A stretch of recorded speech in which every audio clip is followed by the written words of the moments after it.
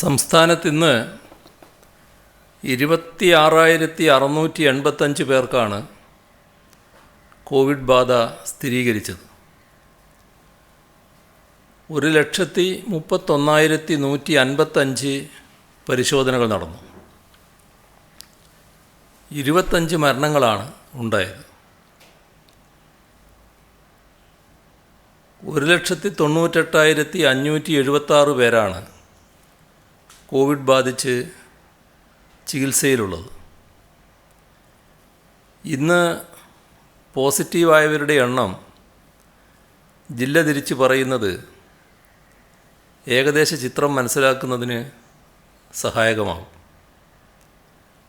കോഴിക്കോട് 3,767, എറണാകുളം 3,320, മലപ്പുറം 2,745, തൃശ്ശൂർ 2,584, തിരുവനന്തപുരം 2,383, കോട്ടയം 2,062, കണ്ണൂർ 1,755, ആലപ്പുഴ 1,750, പാലക്കാട് 1,512, കൊല്ലം 1,255, പത്തനംതിട്ട 933, കാസർഗോഡ് 908, വയനാട് 873, ഇടുക്കി 838.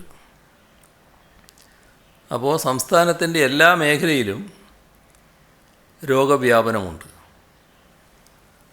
ഉത്തരേന്ത്യൻ സംസ്ഥാനങ്ങളിൽ കോവിഡ് വിതക്കുന്ന വിപത്തുകളെ പറ്റിയുള്ള വാർത്തകൾ നമ്മുടെ സംസ്ഥാനത്തും പരിഭ്രാന്തി സൃഷ്ടിക്കുന്നുണ്ട്. അത്തരത്തിൽ ഭയചകിതമാകേണ്ട സ്ഥിതിവിശേഷം നിലവിൽ കേരളത്തിലില്ല. ജാഗ്രത പുലർത്തലാണ് ഏറ്റവും പ്രധാനം. അങ്ങനെ നമുക്ക് ഈ പ്രതിസന്ധിയെ മറികടക്കാൻ കഴിയും. എന്നാൽ ജനങ്ങളിൽ പരിഭ്രാന്തി പരത്തുന്ന വസ്തുതാവിരുദ്ധമായ പല സന്ദേശങ്ങളും സാമൂഹ്യ മാധ്യമങ്ങളിൽ പ്രചരിക്കുന്നുണ്ട്. ഇതിനെതിരെ കൂടി ജാഗ്രത പുലർത്തണം. ഇത്തരത്തിൽ പ്രചരണങ്ങൾ നടത്തുന്നവർക്കെതിരെ ആവശ്യമായ നിയമ നടപടികൾ സ്വീകരിക്കും.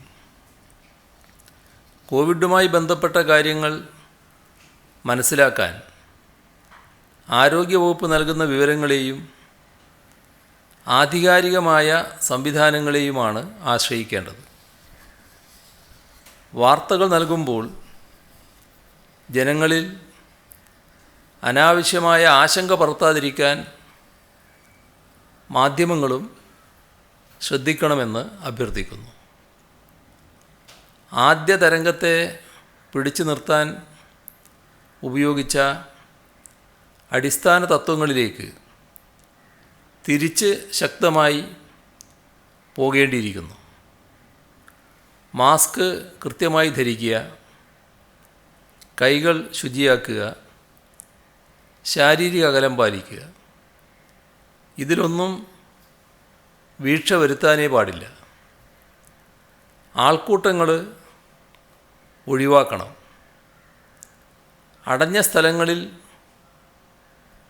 കൂടാനോ അടുത്ത് ഇടപഴകാനോ പാടില്ല. ഇതൊക്കെ താരതമ്യേന മികച്ച രീതിയിൽ നാം പാലിച്ചിരുന്നു. അതുകൊണ്ടാണ് മറ്റു പ്രദേശങ്ങളെ അപേക്ഷിച്ച് കേരളത്തിൽ രോഗവ്യാപനം കുറഞ്ഞതും മരണങ്ങളധികം ഉണ്ടാകാതിരുന്നതും. ഇക്കാര്യത്തിൽ സ്വയമേവയുള്ള ശ്രദ്ധ നൽകുന്നതിൽ ചെറിയ വീഴ്ചകൾ ഇപ്പോൾ കാണുന്നുണ്ട്. പോലീസോ മറ്റ് സർക്കാർ സംവിധാനങ്ങളോ ഇടപെട്ടില്ലെങ്കിൽ തോന്നുന്നത് പോലെ ആകാം എന്നൊരു ധാരണ ഉള്ളവർ അത് നിർബന്ധമായും തിരുത്താൻ തയ്യാറാവണം. നമുക്ക് ചുറ്റുമുള്ളവർക്കും വേണ്ടി രോഗം തനിക്ക് പിടിപെടാൻ അനുവദിക്കില്ല എന്ന് ദൃഢനിശ്ചയം ചെയ്യണം. ഇത്തരത്തിൽ നമ്മൾ തീരുമാനിച്ചില്ലെങ്കിൽ നമ്മുടെ നാട് ഗുരുതരമായ സ്ഥിതിവിശേഷത്തിലേക്ക് എത്തിയേക്കാം. അപ്പോൾ ജാഗ്രത പാലിക്കലാണ് അതൊഴിവാക്കുന്നതിനുള്ള ഏറ്റവും പ്രധാനപ്പെട്ട മാർഗം. രോഗവ്യാപന തോത് വർദ്ധിച്ചു വരുന്ന സാഹചര്യത്തിൽ സ്വകാര്യ ആശുപത്രി പ്രതിനിധികളുമായി ഇന്ന് ചർച്ച നടത്തുകയുണ്ടായി. കോവിഡിൻ്റെ ഒന്നാം ഘട്ടത്തിലും സ്വകാര്യ ആശുപത്രികളിൽ നിന്ന് മികച്ച സഹകരണം നമ്മുടെ സംസ്ഥാനത്ത് ലഭിച്ചിരുന്നു. കോവിഡ് ചികിത്സക്കും പ്രതിരോധ പ്രവർത്തനങ്ങൾക്കും സർക്കാർ നടപ്പിലാക്കുന്ന പദ്ധതികൾക്ക് പൂർണ്ണ സഹകരണമാണ് ഇന്നത്തെ യോഗത്തിലും സ്വകാര്യ ആശുപത്രി പ്രതിനിധികൾ വാഗ്ദാനം ചെയ്തത്. വ്യാപനത്തോത് രൂക്ഷമാകുന്ന ഘട്ടത്തെ മുന്നിൽ കണ്ടുള്ള നിർദ്ദേശങ്ങളാണ് യോഗത്തിൽ മുന്നോട്ട് വച്ചത്. എല്ലാ ആശുപത്രികളും കിടക്കകൾ യുദ്ധകാലാടിസ്ഥാനത്തിൽ വർദ്ധിപ്പിക്കണമെന്ന് ആവശ്യപ്പെട്ടിട്ടുണ്ട്. മൊത്തം കിടക്കകളുടെ 25% ഈ ഘട്ടത്തിൽ കോവിഡ് ചികിത്സക്ക് മാറ്റിവെക്കണം. ഇത് പരമാവധി നമ്പറല്ല. ഇപ്പം തന്നെ പലരും ഭൂരിഭാഗം കിടക്കകൾ കോവിഡ് ചികിത്സക്ക് മാറ്റിവെച്ച അനുഭവമുണ്ട്. 40-50% കിടക്കകൾ പലരും ഇപ്പോൾ മാറ്റിവെച്ചിട്ടുണ്ട്. പക്ഷേ എല്ലായിടങ്ങളിലും 25% കിടക്കകൾ കോവിഡിനായി പ്രത്യേകം നീക്കിവെക്കുന്ന നില സ്വീകരിക്കണം എന്നാണ് പൊതുവെ ആവശ്യപ്പെട്ടത്. അതോടൊപ്പം തന്നെ ഓരോ ദിവസവും കിടക്കകളുടെ സ്ഥിതിവിവരക്കണക്ക് ജില്ലാ ആരോഗ്യവകുപ്പ് മേധാവിക്ക് കൈമാറണം. അങ്ങനെ വന്നാൽ എവിടെയൊക്കെയാണ് കിടക്കകളുള്ളതെന്നും അവിടങ്ങളിലേക്ക് രോഗികളെ അയക്കാനും സാധിക്കും. മാത്രമല്ല, രോഗവ്യാപന തോതുമായി താരതമ്യപ്പെടുത്തി കൂടുതൽ നടപടികൾ എന്തെങ്കിലും സ്വീകരിക്കേണ്ടതുണ്ടെങ്കിൽ അതിനും ഈ വിവരങ്ങൾ അറിയുന്നത് സഹായകമാകും. ഗുരുതരാവസ്ഥയിലുള്ള രോഗികൾ പലയിടങ്ങളിലും എത്തിപ്പെടാറുണ്ട്. അപ്പോൾ അങ്ങനെ വന്നാൽ ആ സ്ഥലത്ത് വിദഗ്ധ ഡോക്ടർമാരുടെ സേവനം നൽകാൻ കഴിയണം. ഇക്കാര്യത്തിൽ മികച്ച ഡോക്ടർമാർ, നഴ്സുമാർ, പാരാമെഡിക്കൽ ജീവനക്കാർ ഈ കോവിഡ് ചികിത്സയുടെ കാര്യത്തിൽ പ്രാവീണ്യം നേടിയവരുണ്ട്. അവരുടെ സേവനം ചില പ്രത്യേക ഘട്ടങ്ങളിൽ അനിവാര്യമായി വന്നാൽ DMO ആവശ്യപ്പെടും. അങ്ങനെ ആവശ്യപ്പെട്ടാൽ അത്തരക്കാരെ നൽകാൻ എല്ലാ ആശുപത്രികളും തയ്യാറാകണം എന്നുകൂടി ഇന്നത്തെ യോഗത്തിൽ കണ്ടിട്ടുണ്ട്. ICUകൾ, വെന്റിലേറ്ററുകൾ അത് പൂർണ്ണമായും സജ്ജമായിരിക്കണം. ഇപ്പോൾ വെന്റിലേറ്ററുകൾക്കൊക്കെ ഏതെങ്കിലും തരത്തിലുള്ള അറ്റകുറ്റപ്പണിയുണ്ടെങ്കിൽ അത് ഉടനെ തന്നെ തീർക്കാൻ കഴിയണം. അതേപോലെ ICUവിലെ കിടക്കകൾ ഗുരുതര രോഗമുള്ളവർക്കായി കൂടുതൽ ഉപയോഗിക്കുന്ന നില വരണം. ICU കിടക്കകൾ അനാവശ്യമായി നിറഞ്ഞു പോകുന്നത് അങ്ങനെ സംഭവിക്കുന്നുണ്ടോ എന്ന് ഓരോ സ്ഥാപനവും പ്രത്യേകമായി പരിശോധിക്കണം. ഇതോടൊപ്പം ആംബുലൻസിൻ്റെ സേവനം, ഇപ്പോൾ 108 ആംബുലൻസ് പൊതുവേ പ്രവർത്തിക്കുന്നുണ്ട്. IMAക്ക് ആംബുലൻസ് സംവിധാനമുണ്ട്. സ്വകാര്യ ആശുപത്രികൾക്ക് പലതിനും ആംബുലൻസ് ഉണ്ട്. ഇവയെല്ലാം യോജിച്ച നിലയിൽ പ്രവർത്തിക്കാനാവണം. പരസ്പരം കാര്യങ്ങൾ മനസ്സിലാക്കി ഇടപെടുന്നത് ഗുണകരമാകും. അതോടൊപ്പം തന്നെ കോവിഡ് ഇതര രോഗികളുണ്ട്. അപ്പോൾ കോവിഡ് ഇതര രോഗികൾക്ക് ഈ ഘട്ടത്തിൽ ചികിത്സ ഉറപ്പാക്കണമെന്ന് തന്നെയാണ് യോഗം കണ്ടത്.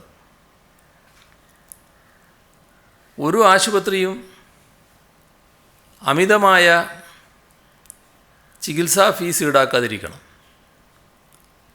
ഇവിടെ ന്യായമായ രീതിയിൽ സർക്കാർ നിശ്ചയിച്ച ചികിത്സാ ഫീസ് തന്നെയാണ് പൊതുവെ സ്വകാര്യ ആശുപത്രികൾ ഈടാക്കുന്നത്. എന്നാൽ ചില ആശുപത്രികൾ അതിൽ നിന്ന് വ്യത്യസ്തമായ നിലപാട് സ്വീകരിക്കുന്നുവെന്ന പരാതി ഉയർന്നു വന്നിരുന്നു. ഇപ്പോൾ സർക്കാർ നിശ്ചയ നിരക്ക് എല്ലാ കാര്യങ്ങളിലും അംഗീകരിച്ചിട്ടുണ്ട്. ആ നിരക്ക് എല്ലാവരും യോജിക്കുന്ന നിരക്കുമാണ്. അതിനെക്കുറിച്ചൊരു പരാതിയും വലിയ തോതിൽ ഉയർന്നു വന്നിട്ടില്ല.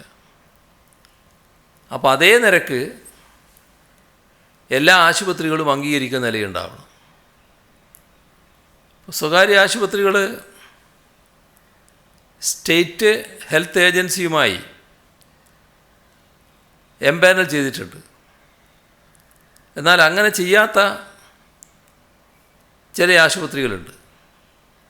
അപ്പോൾ ആ ആശുപത്രികൾ കൂടി സ്റ്റേറ്റ് ഹെൽത്ത് ഏജൻസിയുമായി എംപാനൽ ചെയ്യുന്നത് നന്നാകും.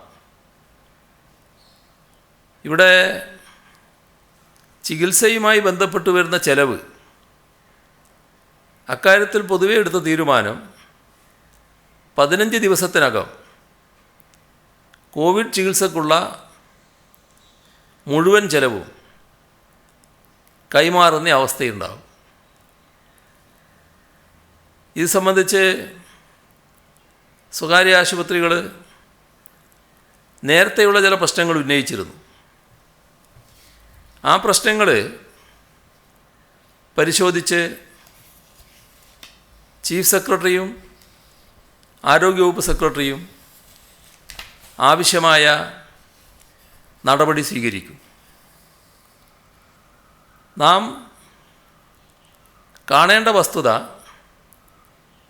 ജാഗ്രതയോടെ നീങ്ങിയാൽ മാത്രമേ രോഗവ്യാപനം കുറക്കാൻ സാധിക്കുകയുള്ളൂ.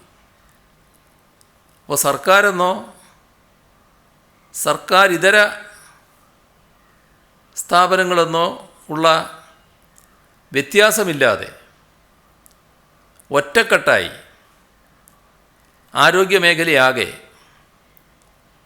നീങ്ങണം എന്ന അഭ്യർത്ഥനയാണ് സർക്കാർ യോഗത്തിൽ മുന്നോട്ട് വെച്ചത്. ഇതിന് അങ്ങേയറ്റം അനുകൂലമായ നിലപാടാണ് എല്ലാവരുടെയും ഭാഗത്തു നിന്ന് ഉണ്ടായത്. സർക്കാർ സംവിധാനങ്ങൾ ഉപയോഗിച്ച് സൗജന്യമായ കോവിഡ് ചികിത്സയാണ് നമ്മുടെ സംസ്ഥാനത്ത് നടത്തി വരുന്നത്. അതോടൊപ്പം കാരുണ്യ ആരോഗ്യ സുരക്ഷാ പദ്ധതിയുടെ ഭാഗമായി ഒന്നാമത്തെ കോവിഡ് തരംഗത്തിൽ 60,47,00,000 രൂപ സ്വകാര്യ ആശുപത്രികളിൽ ചികിത്സ തേടിയവർക്കായി ചെലവഴിച്ചിട്ടുണ്ട്. കാരുണ്യ പദ്ധതിയുടെ ഗുണഭോക്താക്കളായ 4,936 പേർക്ക്, അതേപോലെ തന്നെ റഫർ ചെയ്ത 13,236 പേർക്ക് ചികിത്സാ ചെലവ് സർക്കാരാണ് വഹിച്ചത്. നിലവിലെ സാഹചര്യത്തിൽ സ്വകാര്യ ആശുപത്രികളുടെ സൗകര്യങ്ങൾ കുറേ കൂടി ഫലപ്രദമായി ഉപയോഗിക്കുന്നതിനെക്കുറിച്ചാണ് യോഗം ആലോചിച്ചത്. അത്തരം കാര്യങ്ങളുടെ വിശദാംശങ്ങൾ അധികം വൈകാതെ തന്നെ ലഭ്യമാക്കും. കോവിഡ് വ്യാപനം തടയുന്നതിൻ്റെ ഭാഗമായി പ്രഖ്യാപിച്ച വാരാന്ത്യ നിയന്ത്രണങ്ങൾ സംസ്ഥാനത്ത് പൊതുവെ കർശനമായി നടപ്പാക്കുന്നുണ്ട്. പോലീസ് പരിശോധന കർശനമാക്കിയിട്ടുണ്ട്. ഹയർ സെക്കൻഡറി പരീക്ഷകൾ, വോട്ടെണ്ണലിന് നിയോഗിച്ചിരിക്കുന്ന ജീവനക്കാരുടെ പരിശീലനം, അവശ്യ സർവീസുകൾ, ഇവയ്ക്കെല്ലാം യാതൊരു തടസ്സവും ഉണ്ടായിട്ടില്ല. യാതൊരു തടസ്സവുമില്ലാതെ അവയുടെ എല്ലാം പ്രവർത്തനങ്ങൾ നടന്നിട്ടുണ്ട്. കോവിഡ് മാനദണ്ഡങ്ങൾ പാലിച്ച് തൃശ്ശൂർ പൂരം നടത്തുകയുണ്ടായി. അതിനിടെയുണ്ടായ അപ്രതീക്ഷിതമായ അപകടത്തിൽ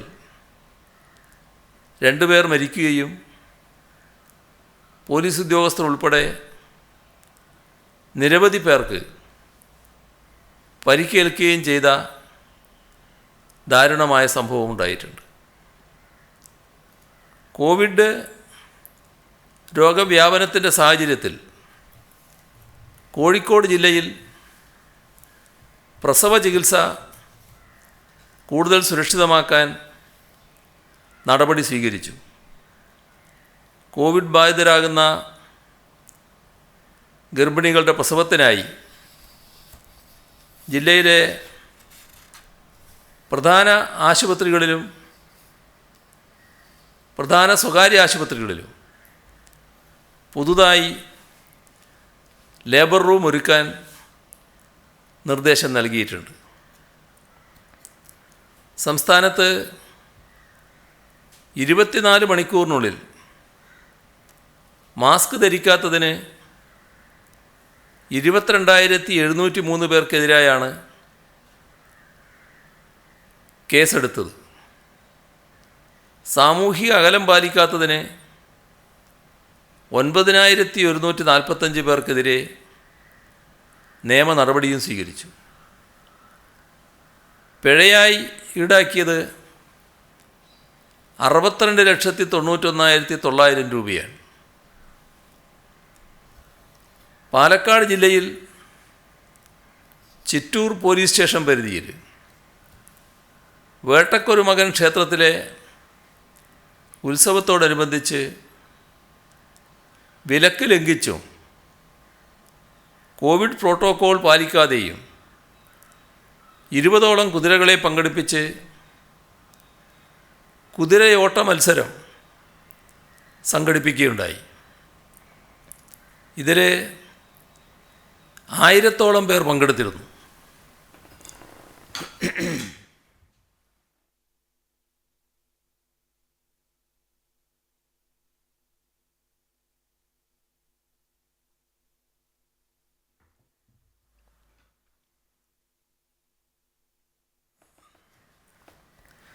ഇത് സംബന്ധിച്ച് 3 കേസുകൾ രജിസ്റ്റർ ചെയ്തിട്ടുണ്ട്. കമ്മിറ്റിക്കാർക്കെതിരെ കേസെടുത്തതിൽ 25 പ്രതികളിൽ 8 പേരെ അറസ്റ്റ് ചെയ്ത് ജാമ്യത്തിൽ വിട്ടു. കുതിര ഓട്ടക്കാരായ 57 പേർക്കെതിരെയും കാണികളായ 200 പേർക്കെതിരെയും കേസെടുത്തു. തൃശ്ശൂർ പൂരം ഏറെ പ്രശ്നങ്ങളില്ലാതെ നടത്തിയ അനുഭവത്തിനിടയിലാണ് ഇത്തരമൊന്നുണ്ടാകുന്നത്. ജനങ്ങളെ ആകെ അപകടത്തിലാക്കുന്ന ഇങ്ങനെയുള്ള സംഭവങ്ങൾക്കെതിരെ ശക്തമായ നടപടികളെടുക്കും. ഈ രണ്ടാം തരംഗത്തിൽ പൊതുവെ കാണുന്ന ഒരു പ്രത്യേകത ജനിതക മാറ്റം വന്ന വൈറസുകളുടെ സാന്നിധ്യമാണ്. ഇപ്പോൾ മറ്റ് സംസ്ഥാനങ്ങളിൽ നിന്ന് വരുന്നവർ കർശനമായി ക്വാറൻറ്റൈൻ പാലിക്കേണ്ടതിൻ്റെ ആവശ്യകതയിലേക്കാണ് ഇത് വിരൽ ചൂണ്ടുന്നത്. ക്വാറൻറ്റൈൻ ലംഘിക്കുന്നവർക്കെതിരെ നിയമപരമായ നടപടികളും സ്വീകരിക്കും. ബ്രേക്ക് ദ ചെയിൻ ക്യാമ്പയിൻ ഗ്രാമപ്രദേശങ്ങളിൽ കൂടുതൽ ശക്തമാക്കേണ്ടതുണ്ട്. അതിൻ്റെ ഉത്തരവാദിത്വം അതാത് തദ്ദേശഭരണ സ്ഥാപനങ്ങൾ ഏറ്റെടുക്കണം. ആൾക്കൂട്ടങ്ങൾ ഒഴിവാക്കുക, മാസ്കുകൾ ധരിക്കുക, ഇങ്ങനെയുള്ള കോവിഡ് പ്രതിരോധ മാർഗങ്ങളെല്ലാം കൃത്യമായി നടപ്പിൽ വരുത്തുന്നുവെന്ന് ഓരോ തദ്ദേശഭരണ സ്ഥാപനവും ഒരു തരത്തിലുള്ള ആരോഗ്യകരമായ മത്സരബുദ്ധിയോടെ പ്രവർത്തിക്കുന്നതിന് തയ്യാറാവണം. അത്തരത്തിൽ മികച്ച പ്രവർത്തനങ്ങൾ തദ്ദേശഭരണ സ്ഥാപനങ്ങൾക്ക് നടത്താൻ കഴിയേണ്ടതായിട്ടുണ്ട്. ഇതോടൊപ്പം നാം ഗൗരവമായി കാണേണ്ട ഒരു കാര്യം, എപ്പോൾ വേണമെങ്കിലും പൊട്ടിത്തെറിച്ചേക്കാവുന്ന ഒരു അഗ്നിപർവ്വതത്തിന് മുകളിലാണ് നമ്മളിരിക്കുന്നത് എന്ന് മനസ്സിലാക്കൽ വളരെ പ്രധാനമാണ്. ഇപ്പോൾ സർക്കാർ ഏർപ്പെടുത്തിയ നിയന്ത്രണങ്ങൾ വളരെ യാന്ത്രികമായി അനുസരിക്കുന്നതിന് പകരം അവ നമ്മളേവരും സ്വയമേവ ഏറ്റെടുക്കാൻ തയ്യാറാകണം. ഇതാണ് അഭ്യർത്ഥിക്കാനുള്ളത്. മാറ്റിവെക്കാൻ സാധിക്കുന്ന പരിപാടികൾ ചുരുങ്ങിയത് 1 മാസം കഴിഞ്ഞ് നടത്താൻ തീരുമാനിക്കുക. ഇപ്പോൾ സർക്കാർ പരമാവധി അനുവദിച്ചത് 75 പേരെയാണ്.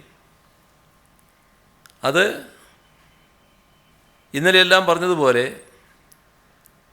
കൂടുതൽ ചുരുക്കുന്ന സമീപനം സ്വീകരിക്കണം. ആരുടെയെങ്കിലും നിർബന്ധത്തിന് വഴങ്ങിയോ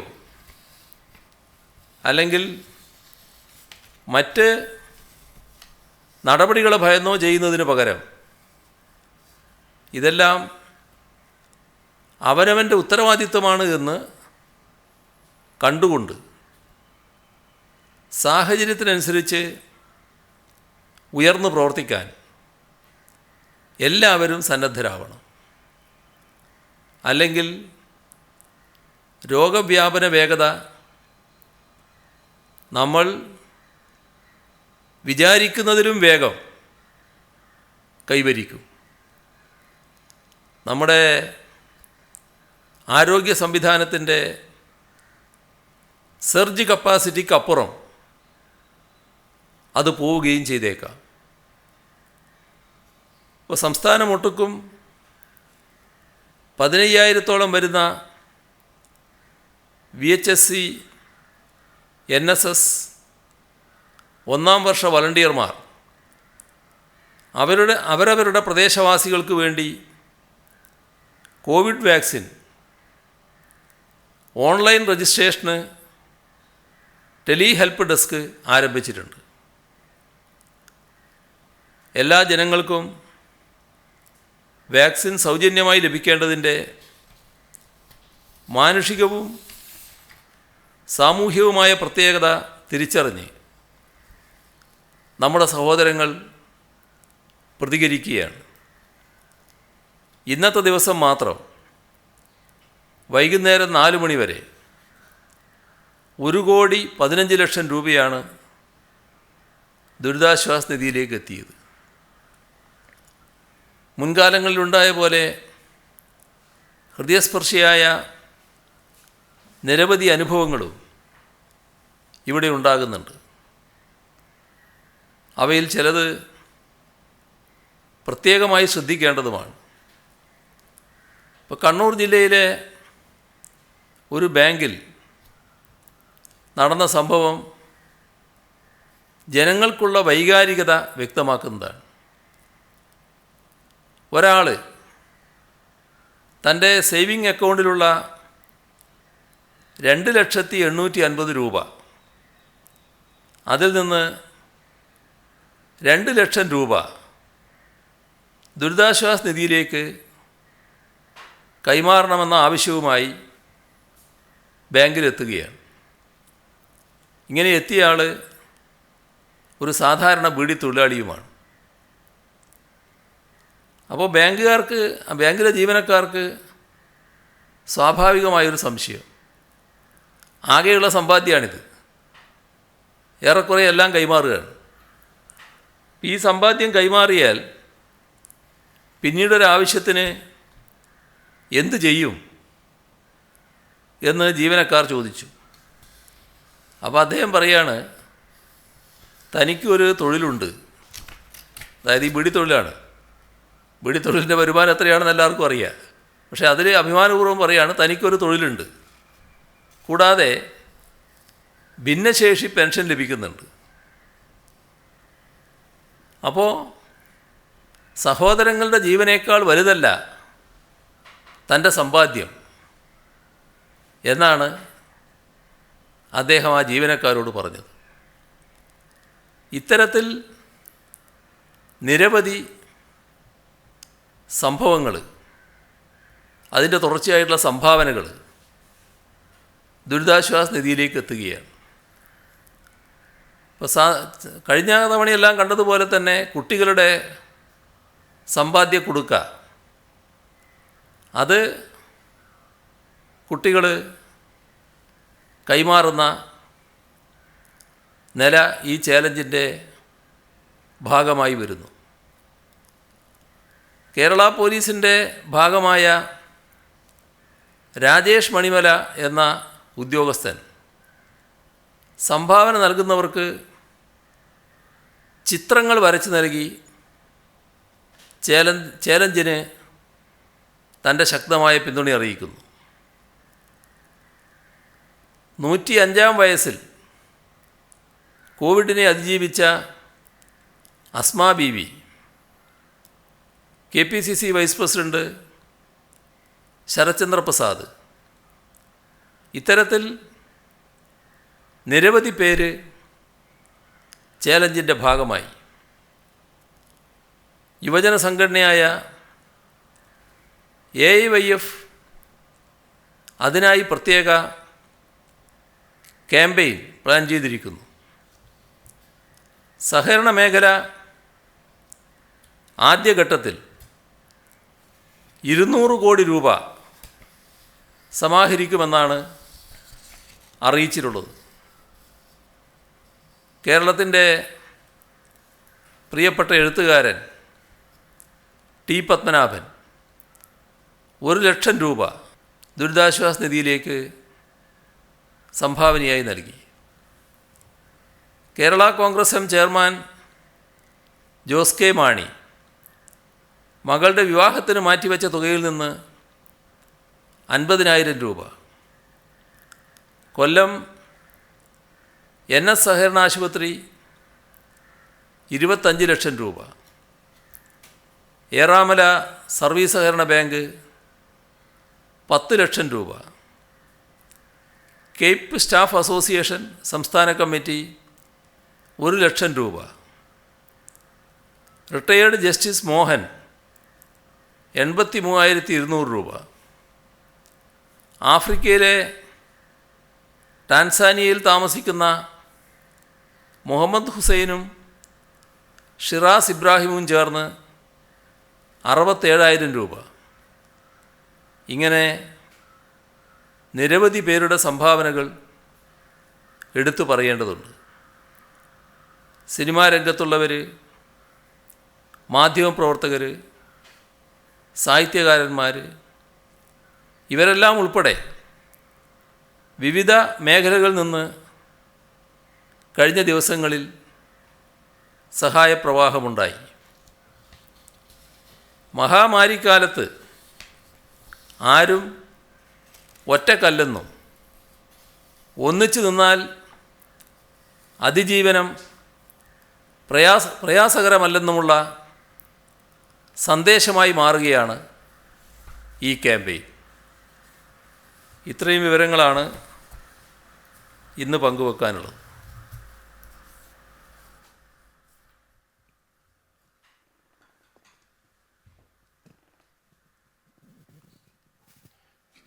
CM, ഈ വാക്സിൻ വിതരണവുമായി ബന്ധപ്പെട്ട് കേന്ദ്രമന്ത്രി വി മുരളീധരൻ്റെ ഒരു പ്രതികരണം ഉണ്ടായിരുന്നു. ഫേസ്ബുക്ക് പോസ്റ്റിലാണ് അദ്ദേഹം പ്രതികരിച്ചിരിക്കുന്നത്. മോഡി വിരുദ്ധതയ്ക്ക് വാക്സിൻ ഇല്ല എന്നാണ്. 50% സംസ്ഥാനങ്ങൾക്ക് സൗജന്യമായിട്ടാണ് നൽകുന്നത് എന്നൊരു പ്രതികരണമാണ് വി മുരളീധരൻ നടത്തിയിരിക്കുന്നത്. അല്ല, അതിനെന്താണ്, ഞാനെന്താ പറയാനുള്ളത് അതിനകത്ത്? CM, ഈ വാക്സിന് കേന്ദ്ര സർക്കാർ വില നിശ്ചയിച്ചിട്ടുണ്ടല്ലോ. 150 രൂപ, 400 രൂപ, 600 രൂപ എന്ന നിലക്കാണ് സ്ലാബ് അടിസ്ഥാനത്തിലാണ് വില നിശ്ചയിച്ചിട്ടുള്ളത്. ഇന്ന് ഒരു പ്രമുഖ പത്രത്തിലടക്കം ഇത് വിവിധ രാജ്യങ്ങളിലെ വിലയുമായി താരതമ്യം ചെയ്യുമ്പം കൂടുതലാണ് എന്ന് വന്നിരിക്കുന്നത്. എന്നാൽ കേന്ദ്ര സർക്കാർ പറയുന്ന മിതമായ വിലയാണെന്നാണ്, ന്യായമായ വിലയാണെന്ന് പറയുന്നത്. എന്താണ് താങ്കളുടെ അഭിപ്രായം ഇതേക്കുറിച്ച്?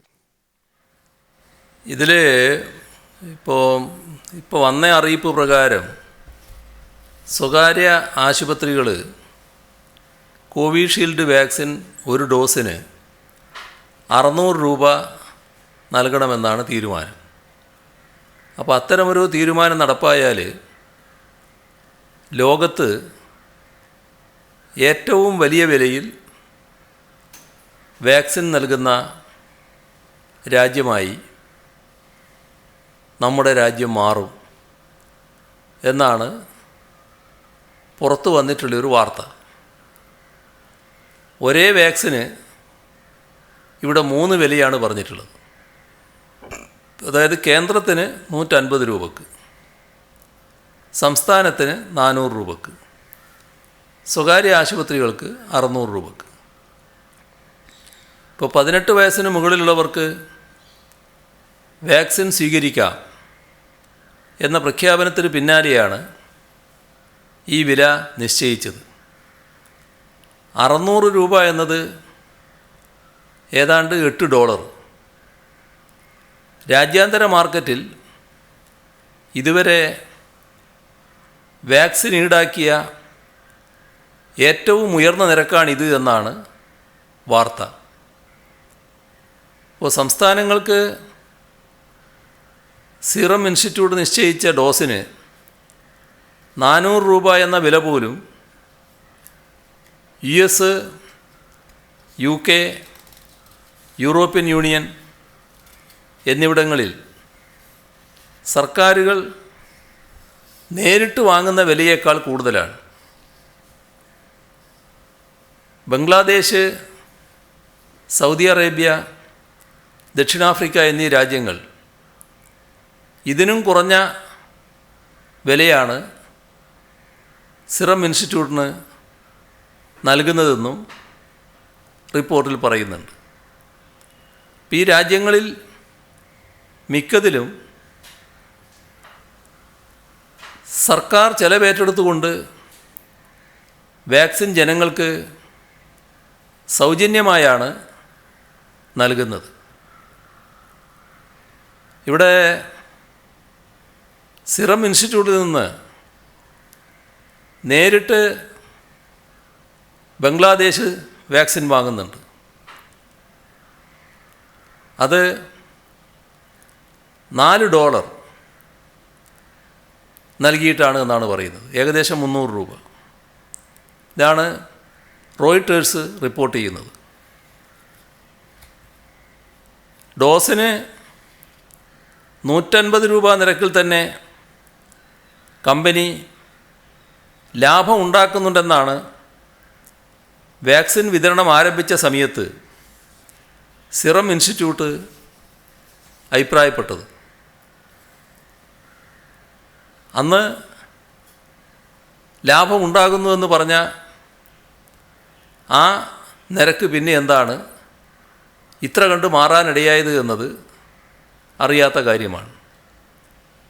പക്ഷേ നാം സ്വീകരിക്കുന്ന നില വാക്സിന് വില ഈടാക്കുന്നത് ന്യായമല്ല എന്നുള്ളത് തന്നെയാണ്. ഇപ്പോൾ പ്രഖ്യാപിച്ചത് ന്യായവിലയുമല്ല. ഈ വസ്തുതകൾ ചൂണ്ടിക്കാട്ടി പ്രധാനമന്ത്രിക്ക് ഇന്നും കത്തയച്ചിട്ടുണ്ട്. ഈ വാർത്തകളുടെ അടിസ്ഥാനത്തിൽ തന്നെ സംസ്ഥാന ഗവൺമെൻറ്റുകൾക്ക് സൗജന്യമായും സ്വകാര്യ മേഖലയ്ക്ക് താങ്ങാവുന്ന വിലക്കും വാക്സിൻ ലഭ്യമാക്കാൻ പ്രധാനമന്ത്രി ഇടപെടണം. ഇതാണ് സംസ്ഥാനം ഉന്നയിക്കുന്ന ആവശ്യം. ഈ വാക്സിൻ ചലഞ്ച് നല്ല നിലയിൽ ജനങ്ങൾ ഏറ്റെടുക്കുന്നുവെന്ന് താങ്കൾ ഇന്ന് ഇവിടെ പറഞ്ഞു. അപ്പോൾ ഇതോടൊപ്പം നിൽക്കേണ്ട രണ്ട് നേതാക്കന്മാർ, പ്രതിപക്ഷ നേതാവും അതുപോലെ തന്നെ കേന്ദ്ര സഹമന്ത്രി വി മുരളീധരനും, രണ്ടുപേരും വ്യത്യസ്തമായ നിലപാടാണ് സ്വീകരിച്ചിരിക്കുന്നത്. പ്രതിപക്ഷ നേതാവ് ഇന്ന് പറഞ്ഞിരിക്കുന്നത് ഇത് UDF ഏറ്റെടുക്കില്ല എന്നാണ്. മാത്രമല്ല അദ്ദേഹം ഒരു ചോദ്യം ഉന്നയിച്ചിരിക്കുന്നത് പണമില്ലെങ്കിൽ എന്തിനാണ് സൗജന്യം പ്രഖ്യാപിച്ചത് എന്നാണ്. അതുപോലെ കോവിഡുമായി ബന്ധപ്പെട്ട് സർക്കാർ ഭീതി പരത്തുന്നത് പറയുന്നു. വി മുരളീധരൻ അദ്ദേഹത്തിന്റെ ഫേസ്ബുക്ക് പോസ്റ്റിൽ പറയുന്നത് ഈ പണം കൊടുക്കുന്നവർ CPM നേതാക്കന്മാരുടെ അക്കൗണ്ടിലേക്ക് പോകാതിരിക്കാൻ ശ്രദ്ധിക്കണം എന്നുള്ള രീതിയാണ് അദ്ദേഹം ഇന്ന് BJP അണികളെയും മറ്റും ആഹ്വാനം ചെയ്തിരിക്കുന്നത്. ഇതിനെങ്ങനെയാണ് കാണുന്നത്? ഇതിനൊക്കെ മറുപടി പറയാതിരിക്കലാണ് ഏറ്റവും ഭംഗി എന്നാണ് എനിക്ക് തോന്നുന്നത്. കാരണം ഈ ഘട്ടത്തിൽ ഈ രാഷ്ട്രീയ വ്യത്യാസമന്യേ എല്ലാവരും ഇതുമായൊക്കെ സഹകരിക്കാൻ തയ്യാറാവുകയാണ്. നമ്മുടെ നാടിൻ്റെ ഒരു പൊതുവായ അന്തരീക്ഷം അങ്ങനെയാണ്. ഇതൊരു വലിയ ദുരന്തമാണ്. ആ ദുരന്തം നേരിടുന്ന ഘട്ടമാണ്. അപ്പോൾ അതിൽ വാക്സിൻ എല്ലാവർക്കും ലഭ്യമാകണം.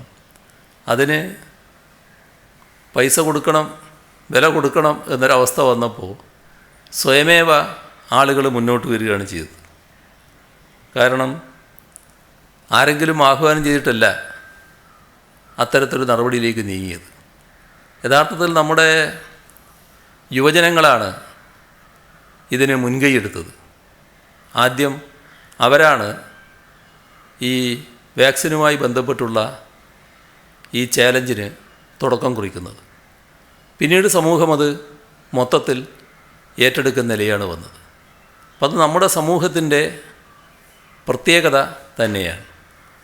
ഇവിടെ പ്രതിപക്ഷ നേതാവ് എന്ന നിലക്ക് മത്സരിക്കുന്ന രണ്ടു പേരെയാണ് നമുക്ക് കാണാൻ കഴിയുന്നത്. ആ തരത്തിലുള്ള പ്രസ്താവനകളാണ് നിങ്ങൾ പറഞ്ഞ ഈ രണ്ടുപേരും നടത്തിക്കൊണ്ടിരിക്കുന്നത്. പക്ഷേ ഏതൊരു പ്രതിപക്ഷ നേതാവിനും സമൂഹത്തോടുള്ള ഉത്തരവാദിത്വം മറന്ന് സാധാരണഗതിയിൽ പ്രവർത്തിക്കാൻ കഴിയില്ല. ആശ്ചര്യകരമായ നിലപാടാണ് ഇത്തരം കാര്യങ്ങളിൽ ഇവർ സ്വീകരിക്കുന്നത്. പിന്നെ അവരവർ കണ്ടതും അവരവർ അനുഭവിച്ചതും അവരവർ ശീലിച്ചതുമായ കാര്യങ്ങൾ മറ്റെല്ലാവരും അങ്ങനെ തുറന്നു എന്ന് തെറ്റിദ്ധരിക്കരുത്. അതിൻ്റെ ഭാഗമായാണ് ഈ ഫണ്ടൊക്കെ വേറെ ഏതെങ്കിലും വഴിക്ക് പോയേക്കുമോ എന്ന ആശങ്ക ഏത് സ്ഥാനത്തിരുന്നാലും വിടുവായത്തം പറയാൻ പേരുകേട്ട അദ്ദേഹത്തിൻ്റെ ഭാഗത്തുണ്ടായിട്ടുള്ളത്. ഇതിനൊക്കെ സാധാരണഗതിയിൽ മറുപടി പറയാതിരിക്കലാണ് നല്ലത്.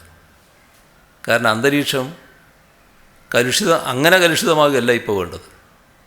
കഴിയാവുന്നത്ര എല്ലാവരും ഒന്നിച്ചു നിന്നുകൊണ്ട് ഏകോപിതമായി നീങ്ങലാണ് ഏറ്റവും പ്രധാനം. ഇതാണ് പൊതുവെ അതുമായി ബന്ധപ്പെട്ട് പറയാനുള്ളത്.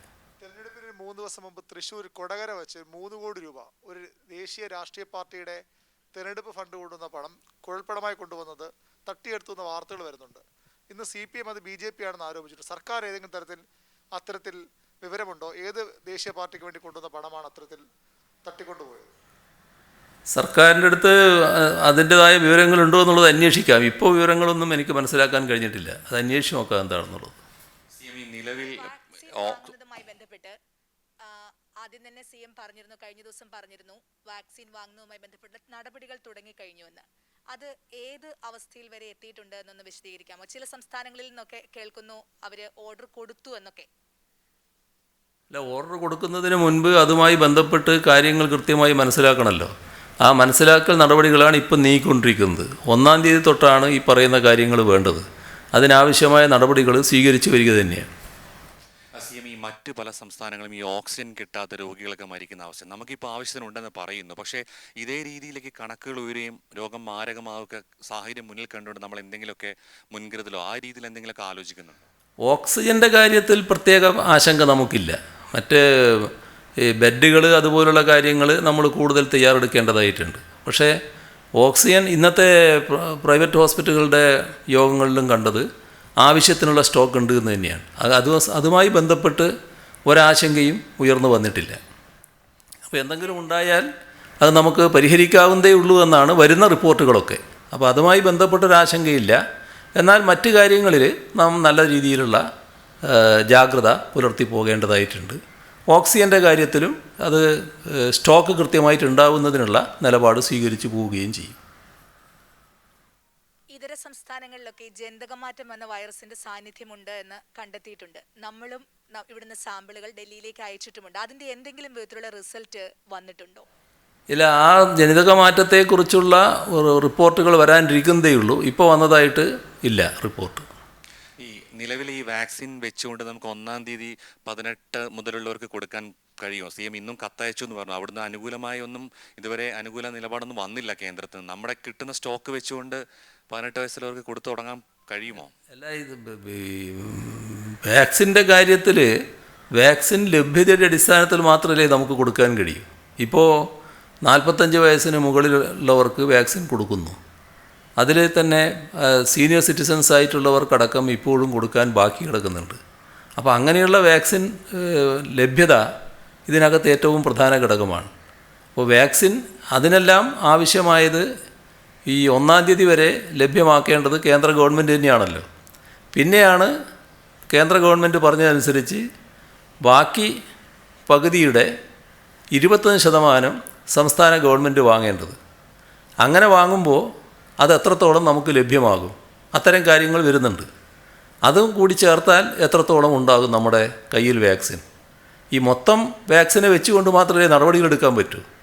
അപ്പോൾ ഏറ്റവും മുൻഗണന അർഹിക്കുന്നവർക്കാണല്ലോ ആദ്യം നൽകേണ്ടി വരിക. അപ്പോൾ വാക്സിൻ്റെ ലഭ്യതയുമായി ബന്ധപ്പെട്ടാണ് ഇതിൻ്റെ മുൻഗണനകളൊക്കെ തീരുമാനിക്കുന്ന നില വരിക. ഓക്സിജൻ പ്രശ്നം കൂടുതൽ നേരിടുന്ന സംസ്ഥാനമാണ് ഡൽഹി. അവിടെ ഒരുപാട് മലയാളികളുണ്ട്.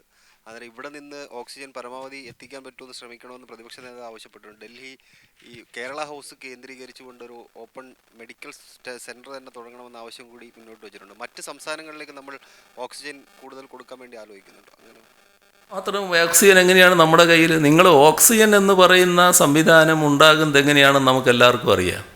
ഈ പറയുന്ന തരത്തിൽ ഓക്സിജൻ നമ്മുടെ സംസ്ഥാനത്ത് ഇപ്പോൾ ഉണ്ടെങ്കിൽ അതിനേക്കാളും കൂടുതൽ ഓക്സിജൻ ലഭ്യമാകാൻ കഴിയുന്നൊരു സ്ഥലമാണ് ഡൽഹി. കാരണം അത്രത്തോളം വ്യവസായ യൂണിറ്റുകൾ ആ പരിസരത്ത് കിടക്കുന്നുണ്ട്. പക്ഷേ ആ കാര്യത്തിൽ ആദ്യം ശ്രദ്ധിച്ചില്ല എന്തുകൊണ്ടാണ് ഇങ്ങനൊരവസ്ഥ വന്നിട്ടുണ്ടാവുക. അതാണ് ഏറ്റവും ജാഗ്രതയോടെ അവിടെ നീക്കേണ്ടത്. നമുക്കിപ്പം ഓരോ സംസ്ഥാനത്തും പോയിട്ട് പ്രശ്നങ്ങൾ പരിഹരിക്കാൻ കഴിയുമെന്ന്, അങ്ങനെ എല്ലാ പ്രശ്നങ്ങളും പരിഹരിക്കാൻ മാത്രം നമ്മൾ കഴിവ് നേടിയിരിക്കുന്നു എന്നൊരു മിഥ്യാധാരണ നമുക്കുണ്ടാകാൻ പാടില്ല. നമ്മുടെ ആവശ്യം കഴിച്ച് എന്തെങ്കിലും മിച്ചമുണ്ടെങ്കിൽ ഇവിടെ ഒരു അപകട സാധ്യതയും വരില്ല എന്ന ഉറപ്പുണ്ടെങ്കിൽ ആ മിച്ചം ഏതെങ്കിലും സംസ്ഥാനത്തിന് കൊടുക്കുന്നതിന് നമ്മളിതിരല്ല. അത് ഈ ഉന്നതതല യോഗത്തിൽ തന്നെ അത്തരമൊരു നിലപാടെടുത്തിട്ടുണ്ട്. അതുമായി ബന്ധപ്പെട്ട് വിദഗ്ധ സമിതിയോട് ആവശ്യമായ തീരുമാനമെടുക്കാനും പറഞ്ഞിട്ടുണ്ട്.